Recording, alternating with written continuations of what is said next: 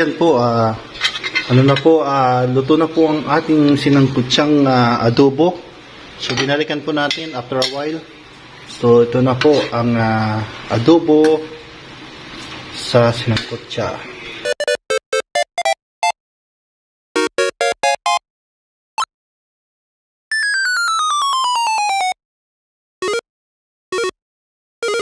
Yan po, welcome po sa kusina dito.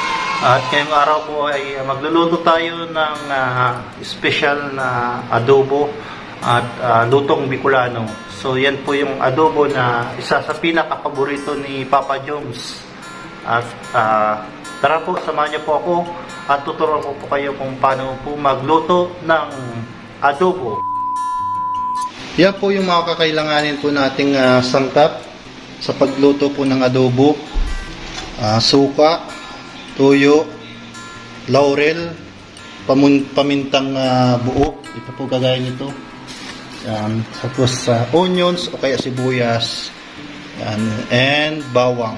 So magic sarap at karning baboy na ano po natin. So yan.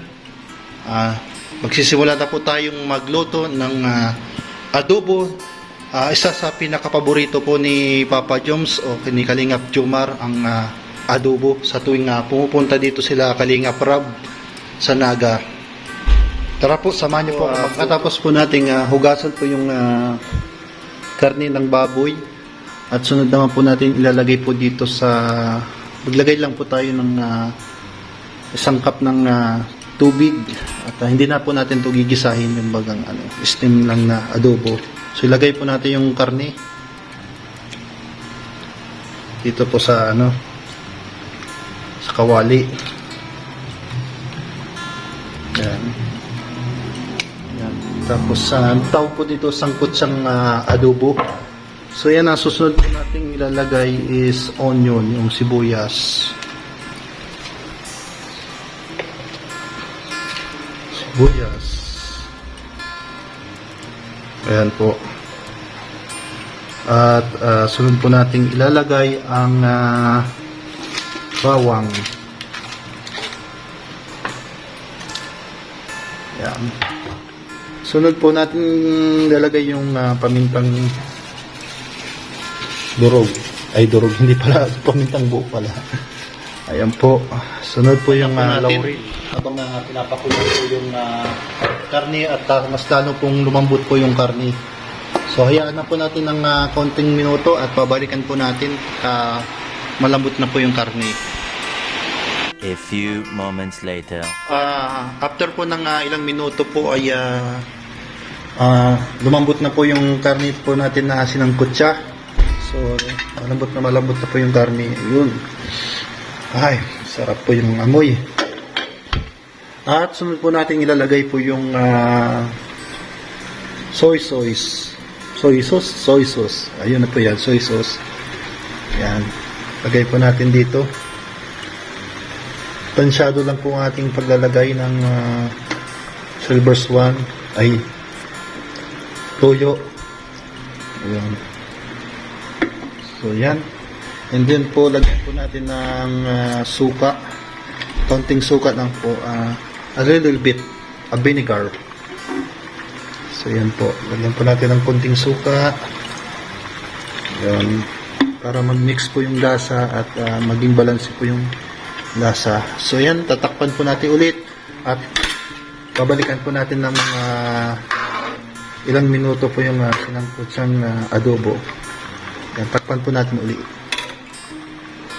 So, magamit po tayong kutsara para hindi po tayo magpaso. So yan, balikan po natin kapag luto na po yung luto na po ang ating sinangkutsang adobo. So binalikan po natin after a while. So ito na po ang adobo sa sinangkutsa. So sarap. Ay, meow. Ayan po yung sarap ng adobong sinangkutsa. Yan na po. So salin na po natin sa lalagyan ng adobong sinangkutsa. Ayan po. So luto na po ito. Ayan po ang adobong sinangkutsa na paborito po ni Kalingap Jumar or ni Papa Jums.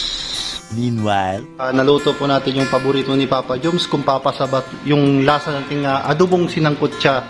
So ang magiging hurado po natin si J. Brad. So ayan po si J. Brad. Ayan. Habang magdalasa manonood tayo na. Ayan po, naka-live si Kalingap Rob. Magpapasaway. So ano,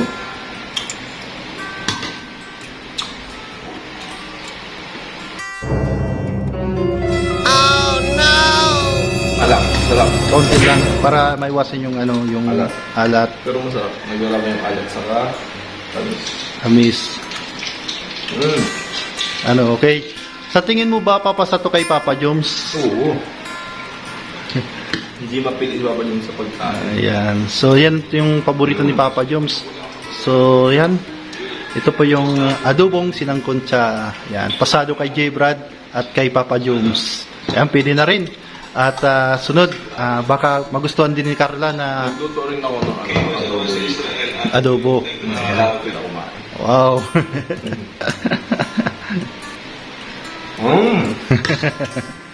Sarap. Salamat. Thank you. Ayan po yung adobong sinangkutsa na paborito po ng isa po nating Kalingap partners na si Papa Joms. Yan.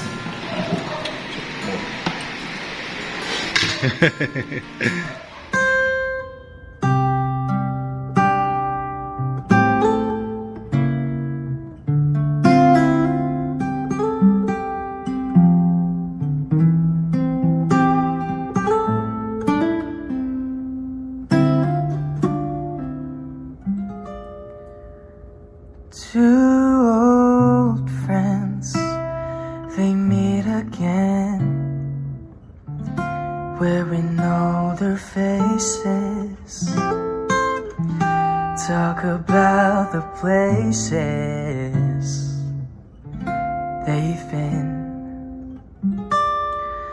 Two old sweethearts who fell apart somewhere long ago. How were they to know? Someday they meet again, have a need for more than reminiscing. Maybe this time it'll be love and they'll find. Maybe now they can be more than just friends. She's back in his life, and it feels so right. Maybe this time love won't end. It's the same old feeling back again. It's the one they had way back when they were too young to know when love was real. But somehow some things, they never change. Even time hasn't cooled the flame. It's burning even brighter than it did before. You got another chance, and if they take it, maybe this time it'll be love and they'll find. Maybe now they can be more than just friends.